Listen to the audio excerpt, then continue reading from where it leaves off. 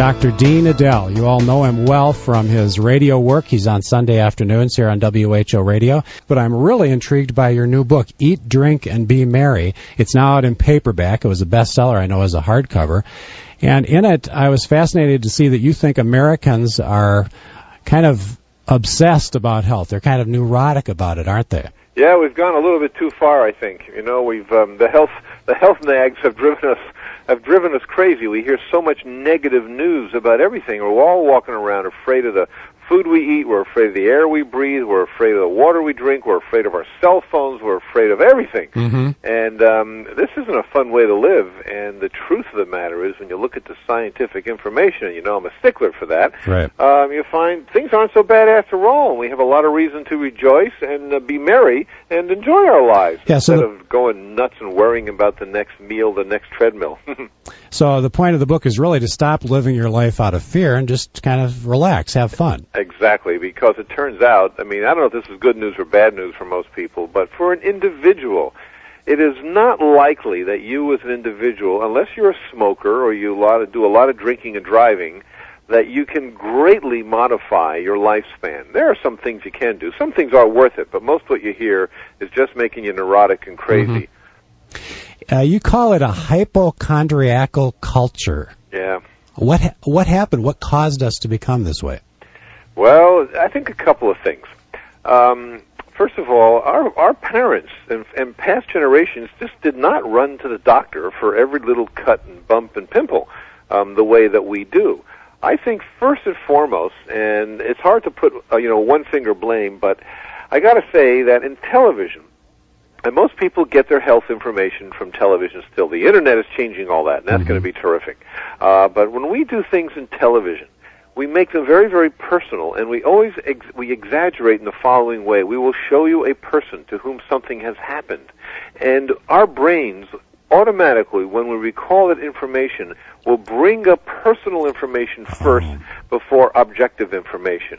And the simplest example is if you're going to buy a car, and Consumer Reports has interviewed hundreds of mechanics and thousands of people who own the car, and they say, this is a good car, and you go to work and there's a coworker there who says, my mother-in-law drove that car, it was a lemon. Mm-hmm. That looms larger in your brain. So when I show you a picture of a woman, and she says her child may have had a terrible side effect from a vaccine, or her child ate something and made her sick, then bingo, that's all you can think about. And so we begin to get very frightened. We get frightened, and then we start running to doctors all the time. We build up our concern, and of course, you look at the advertisements, and the health industry, from everything from exercise to vitamin supplements. You really think you're ready to drop dead if you're not on a treadmill every day and gobbling vitamin pills. So you're saying when we watch a show like Dateline NBC or 2020 or something, and they have a report on cell phones, how it potentially could cause cancer or some tumor in your head or something like that, and all of a sudden we start to get worried then. Absolutely. That we're going to get that. That's what you're saying. Listen, those shows, somehow the network talk shows have done more damage to our mental health via this mechanism. I mean, it was an NBC show that entirely single-handedly launched the entire breast implant fiasco, where it told women they're going to be sick if they have breast implants. It's now taken us 10 years to undo that thing, and we've turned out that breast implants do not cause any diseases. But one show has so much power to create this fear in us that we really have to think about, whether this is doing us any good or not. But wouldn't they respond to you by saying they're just trying to provide a public service? They're giving information. That's right. You're absolutely right. It's hard to nail them, even though you can show them in the reporting how it is sloppy, poorly researched, how it is, they hype it up, they spend 90% of the piece on creating fear, and then they'll, give a little, 2-sentence, makeshift answer concerning what is mostly likely to be the truth. They'll say, well, it can't be harmful just to let people know they should be careful. I mean, cell phones is a very good example. Right now, we're all hysterical about cell phones. Right. There's no evidence cell phones harm anybody. There's no evidence genetically modified foods harm any human being on the face of the earth. And yet, look at the hysteria. And considering that these things, no one's ever been harmed by them as far as we can tell. And yet we are all just running off in a direction like, chickens with their heads cut off. It's absolutely crazy. So who do we trust, and why do we trust you? Well, here's the deal. Well, you don't have to trust me, but you can trust science. And that is really important because That's all we have to go on. All we have in our lives today, from all the good food that we get to eat and quality of lives that Americans have, we owe to, objective thinking, not hysteria. We owe to the hard work of a lot of people who went before us. And so you always want to check these things and always think, who's telling me what and why are they telling me? And you'll get to the bottom of it. And Dr. Edell, before we get to calls, I do want to talk about your background for just a little bit, because from listening to your show, I've heard you allude to yourself as a former hippie, an old-time hippie, and I didn't realize all the things that you had done. I mean, you essentially almost quit medical school. You abandoned your practice back in the 70s, lived on a bus, and even opened up your little shop, an antique gallery, wasn't it? Yeah. Oh, wait, you checked up on me, huh? Well, it's fascinating because I thought you just were kind of mainline all these years and very non-traditional in how you came to be successful. Yes. Well, it's a sordid tale, and everything you said was kind of true. We still have that bus, except now we're hauling around, 15 kids and grandchildren around the thing. Yes. Well, I come to it from that place. And a very special place in my heart, which helps me understand the alternative medicine movements and all the new things that are going on in America, which are really just the extension of, it's the aging of the baby boomers, essentially, is why, we have so much of the, quote, the new age in our lives today. And it was a great experience. It gave me a lot of perspective and led me here. I guess also I was probably a hyperactive kid and I made a lot of impulsive decisions. But as you know, I believe we are peddling too many drugs to these kids, and that hyperactive decisions sometimes are impulsive decisions are fun in life and they get you where you need to go. So yes, I've done all those things, and I still got a few miles left in the old chassis. Well, it sounds to me like you are sort of establishment now, and yet at the same time, in your heart, I still hear a little bit of that hippie coming out. Yes, it's there. It's there. Those were very, very interesting times, and we're still trying to deal with what it all meant. And some of the stuff from that period of time, I'm proud of. Some of the stuff, it wasn't such a good idea, but. It always takes a confluence of the politics and the history of a time to create social movements, and I think for the most part it's been a good thing. Mm-hmm. Some things have gotten extreme. I am not thrilled that we've gotten to the point now where people run to a store and grab a fistful of herbs and start pounding herbs down their gullet, without telling their doctor, and all this alternative medicine stuff. I mean, we used to sit around and try to guess whether we should spell. It was called holistic then, right? Whether it was with a W or an H. That was the big argument back then. So I saw the beginnings of it all, and it's still with us today. Dr. Dean Edell is the author of Eat, Drink, and Be Merry, available now in paperback. And let's get to the phone lines with some of our listeners. Becky is up first on WHO Radio. Hi, Becky. Hi. What's your question for Dr. Edell? I've been having these problems with like blisters on my hands, on the palms of my hands.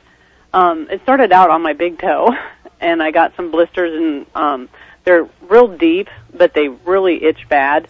And I had a patch test and stuff on my back, and they said that I was allergic to, it's some big long word, and then it's formaldehyde resin. Mm. And they've been treating me with, I think, Donovex. It's a cream to put on them, and then alternating that with Ultravate, and I still keep getting the blisters. They said it's mainly found, the formaldehyde resin is mainly found in fingernail polish, and I hardly ever wear fingernail polish. Yeah, I'm not sure it's an allergy. There's a very, very common condition.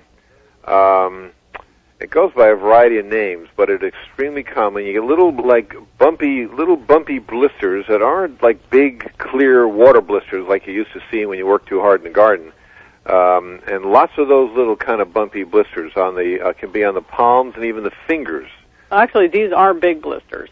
And they're big blisters. They're big blisters, and they're deep. It's not like, like a boil where it bubbles up. Well, here's what I want you to do. I want you to go, you talking to your dermatologist or general doctor? I've been to both. I've been to the dermatologist like 3 or 4 times now. Yes. Well, go back and ask him and say, do I have a bullous disease? You got to write this down. It's B-U-L-L-O-U-S. O-U-S. B-U-L-L, like bull, and then O-U-S. And then before you go back, go onto the internet. I can plug my own website, or one I'm a part of, Health Central, at healthcentral.com, and any other good health website. Look up bullous diseases, see if they fit. So when you go in your arms, because if this indeed was a what they're trying to tell you is that you have this, an allergy to something that you say you're not around. Now, formaldehyde products are pretty common in the environment, but it shouldn't be appearing like that. And one quick way to find out is also go down to the corner store, buy yourself some rubber gloves, and put gloves on one hand, not the other one. All right, and see if it goes away. If it goes away while you're wearing the rubber gloves, unless you're allergic to latex, which a lot of people are, if it doesn't go away, then it's obviously not a contact, dermatitis. Okay. It's not coming from something you're touching. Okay. There you will have your own detective work, and you will be armed and dangerous, and you're ready to take it to the next step, okay? Thanks, Becky, for calling. Dr. Edell, how much should a person be doing before they get to the doctor? How much should you be involved in doing your own detective work? Well, I'd like to say you can't do too much, but, some people go overboard. They walk into the doctor's office. The doctor's got 10 minutes to see them, and they've got themselves 16 pages of notes and questions and stuff like that. They've diagnosed themselves. Yeah, right. You've really got to hone it down to the most important questions you need to get answered. So I like the idea of people going on the Internet and finding out all they can. You'd be amazed. I talk to doctors. We doctors are having to change how we act because some folks come in, they know more about something than we do. Yeah. And you have, with a click of a button, you have access to the same database that all physicians operate off of. There may be some big words in there, but, you can always go into the dictionary and find out what they mean. So try and do what you can. But especially after you get a diagnosis. It's hard to diagnose yourself. But doesn't that contribute, though, to what you mentioned earlier about people becoming more neurotic about their health? Well, it can. If you find yourself doing this every night of your life, that's different. But when an acute illness arises or something new arises, a new symptom, or if you've had a symptom and you just the doctor can't get to the bottom of it, that's where you can pitch in and do detective work. And it's the kind of thing, if I were her doctor, after all, she's been back a few times, it's not getting better, and so, they should have told her to try a few of these things. Dr. Edell, there's a question I have to ask you. I've always wondered this as I listen to you. Uh-oh. Do you sit there with, a computer in front of you, and when somebody asks you a question, you quick type in that topic, or do you literally answer things off the top of your head? Well, I take that as a compliment. Thank you very much. No, I hate computers. Because I just can't believe how you come up with some answers from your head. It's amazing. Oh, that's very kind. That's very kind. Well, listen, I do read a lot. That's, what my job really is reading medical journals and looking for stuff. And over the years, I guess I've gotten to the point where I know a little bit about a lot of things. Yeah. Though you wouldn't want me to do surgery on you. Let's head back to the phone lines, and Ray is up next with Dr. Dean Edell. Hi, Ray. Hi, thanks for taking my call. Sure. I was wondering if the doctor had any opinion or thoughts on, I read a book, and I don't know, I won't mention the author, but it's called A Cure for All Cancers. And basically what this book says is that the flukes in the liver mutate because of the food processing and the stuff in the food chain. And there's a real simple recipe in there with tincture of black walnut and wormwood and cloves that you take. It's about a week treatment, and then you take them every few months as a maintenance program. And supposedly it gets rid of the parasites that cause the cancer. Yeah, and, well, I know that. I'm on a cell phone, so I'll just go ahead and take his answer off the air. Right. You guys got a great show. Thanks a lot. Go ahead. Well, I do. I know the book and the author, and basically, I don't find any verifiable objective scientific truth to that. It was like almost made up out of the air. I don't know. I can't find even the beginning of it. Although with every book like that, and believe me, there are hundreds of them, and I see them all because they all get sent to me.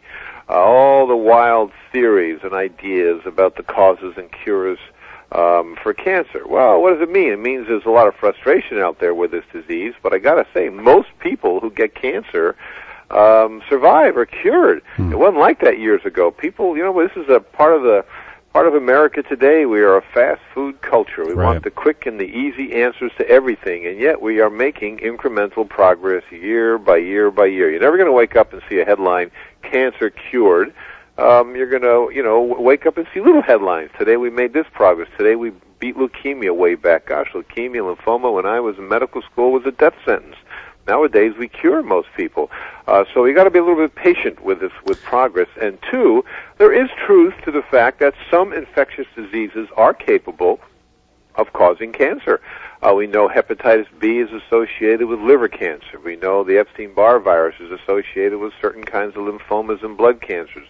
And, the list goes on and on. But it ain't parasites and flukes that's in that book, and then black walnut tincture isn't going to prevent cancer. But it does express something to me in America that here we are today at the height of our technical powers.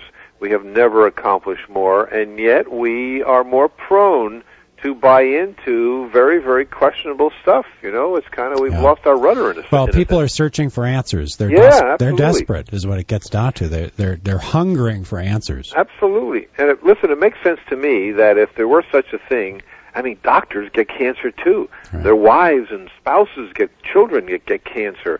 And so, when you raise this up with someone, say, has written a book like this, say, well, they're trying to suppress me because I have the cure and doctors make too much money from curing cancer. Well, it's not only offensive, but it's just plain silly. There aren't enough cancer cases to go around to make the first payment on a car for physicians in a country with cancer. That's right. Terry is up next with Dr. Dean Edell, the author of Eat, Drink, and Be Merry. Hi, Terry. Yes, good morning. What's your question? I would like to have a little bit of information on diabetes, like the beginning symptoms, or if there's some way that I know going to the doctor is the best thing, but I was just wondering if there's anything that you could base that on. Okay, the early signs of diabetes. Yes, okay. I just want to make sure I'm not reading between the lines here, and you're just saying you're suspicious and you don't want to go to the doctor.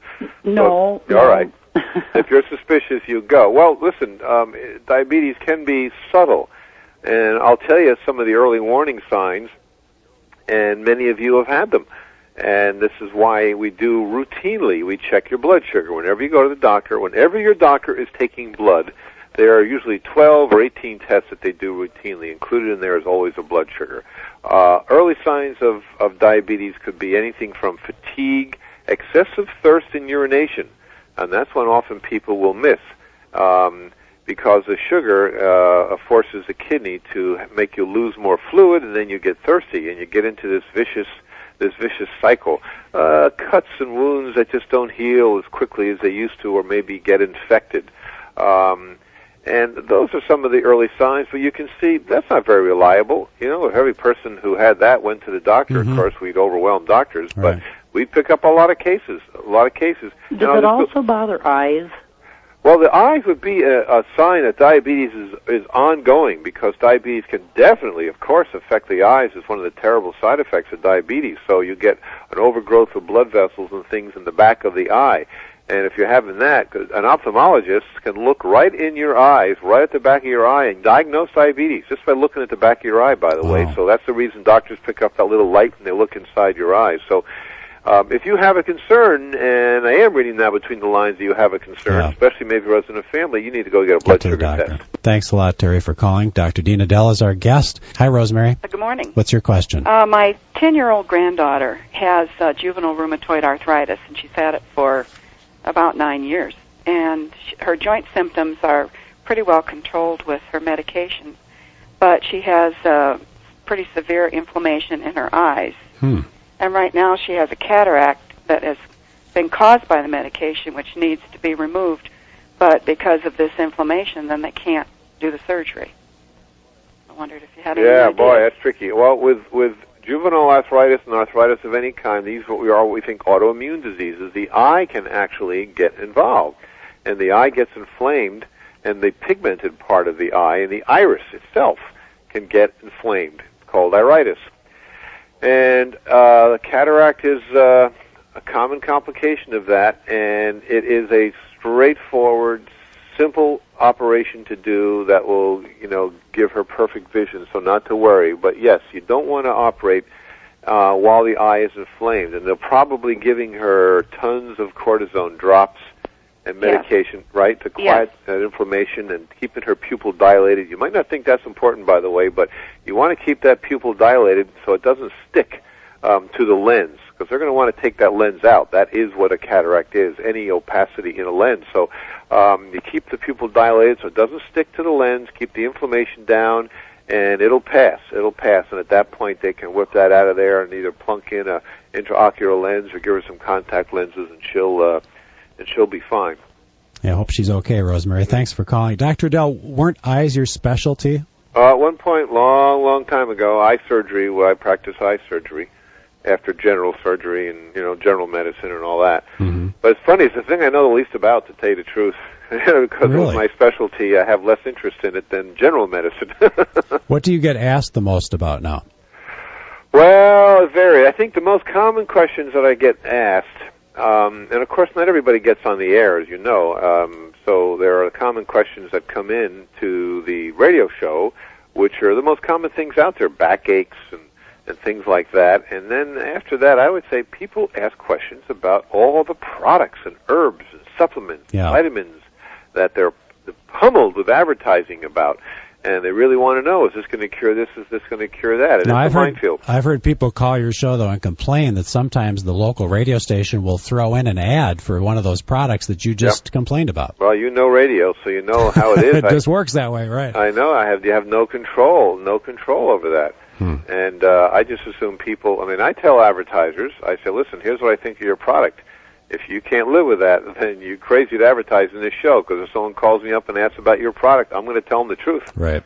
We have an ad for, I think, some magnetic thing to help you. So someone called up. I heard this ad. Well, I told them what I thought about, this magnetic wristband.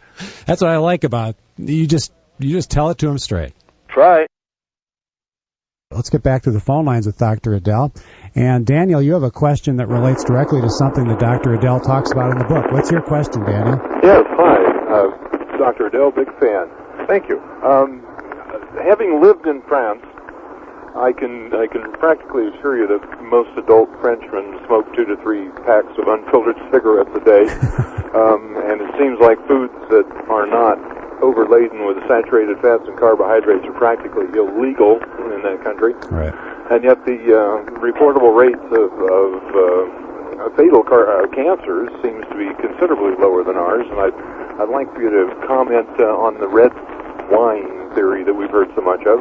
And another observation, perhaps, is that I've had the opportunity in my life to work and live with Aboriginal cultures. And there are many of them in the world that don't even have a word in their language for cancer. It is so uncommon. Something about the less technological societies not being under the same sort of stress, etc., as we are in the Western world. Okay. I wonder what your thoughts are on that, and I'll get off the phone and just listen. Thanks, Daniel. All right, what about that French paradox, Dr. Yeah, Edell? well, let's move through. You asked a bunch of very good questions. Well, it is called the French paradox, and there are multiple explanations being offered at this particular point in time. One is that the French tend to underreport heart disease deaths, and so those who don't believe in the French paradox, and there are some doctors, say, well, they just don't tell everybody that the cause of death is heart disease. They do have higher rates of liver disease from drinking more than we do, but still, when you look at it, and you look at the amount of fat and cholesterol they consume and their rates of heart disease, even making adjustments for what I just said, it is remarkable. The wine is considered one thing. The latest evidence, and a lot of which I have in the book, has to do with the vegetables and the variety of fruits and vegetables and foods that they eat. Americans eat a very narrow range of foods. Mm-hmm. We eat a certain kind of potato, we eat a certain kind of meat, and maybe another kind of a vegetable, if we're lucky. And that's it. We live in 14, 15 different species of vegetables, whereas Frenchmen, they eat all kinds of stuff. So it may be a Mediterranean, not a French phenomenon. In the north of France, they do have higher rates. As far as Aboriginal cultures, every culture on Earth, they do have their cultural cancers. And one of the important things that's happened to us that accounts for this, what appears to be like a cancer epidemic, is the fact that we are living longer and longer and longer. The average Aboriginal culture, in the average Aboriginal culture, they don't live long enough often to get some of these cancers. You don't have that. Those are not places where you have excessively long-lived people. So you get after 50 and 60 and 70 and 80, cancer starts to occur. That's one of the explanations. But no doubt, we cause a lot of cancer ourselves, from cigarette smoking to as yet uncovered things. Monica is up next with Dr. Dean Edell. Hi, Monica. Hi there. What's your question? Okay, it's really gross. Gross? Gross. You called the right place. I thought I would. Okay. Ever since I was a young child, I have had pinworms. And you still have them? Yes. Oh, how interesting. What's up with that? Yeah, what's up with that? For those of us, can you delicately describe pinworms? Well, I think that's what it is. I've never had it diagnosed by a doctor. I've mentioned it to two different doctors. One was my family physician, and the second one was my OB when I was pregnant with my first child. And they said, "Oh, it's nothing to worry about," and that was all that was said. They never took a sample. They never did anything else. Oh, wow. Well, you gotta go back and find out. I usually you see this in kids, of course, and it's real easy to diagnose. And what's more important is you may have something else that's easy to treat that's causing the symptoms. And sometimes, you can get an itchiness, you can get, irritation, all kinds of stuff. So it's unusual, and there's nothing gross to me. But you really need to find out. And I assume that you just kind of stumped your doctors, and they just said, "Oh, come on now," and just figured you were kidding them or something like that. Okay, I've actually seen them. Yeah. And I've seen pictures of them. Well, that would be difficult. Oftentimes, when people think, and I'm just offering this up as an explanation from my experience, that oftentimes when you see them, you're seeing something else. Although it's possible, but they are very, very, very tiny, and sometimes they diagnose them. They use actually Scotch tape, to remove, to put it against you and just get a sample and look under the under the microscope. And I'd be amazed if you were seeing them. And very often when that happens, people are seeing other stuff.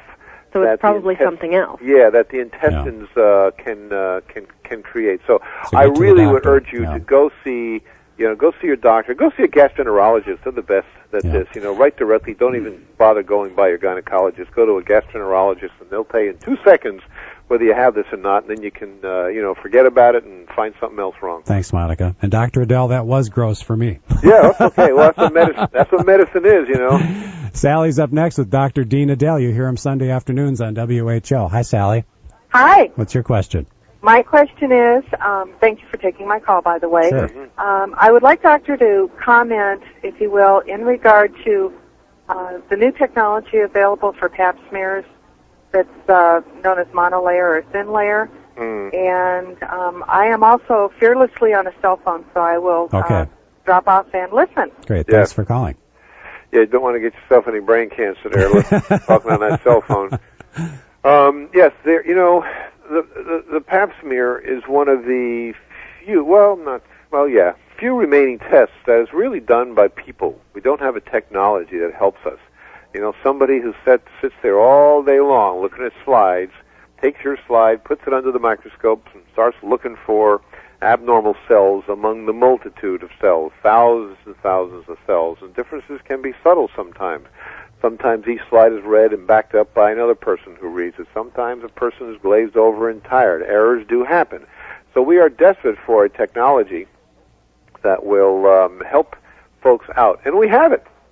We do have methodologies now that seem, and it's amazing to me because, when you're looking with your eyeballs at these cells, you're looking for a darker nucleus, a larger one, a smaller one, a more irregular outline, and I don't understand the technology at all, but we have it, and a lot of doctors are starting in laboratories are starting to integrate it just to be sure to, run a parallel series with the technology and having it done by hand and see which picks up more cancer, etc. So whatever your doctor approves of is fine by me because your doctor knows the stakes. But I'll tell you something most important about a pap smear is to keep doing them because even in the best of hands, you're looking for a couple of little cells in there, and it's easy to miss them.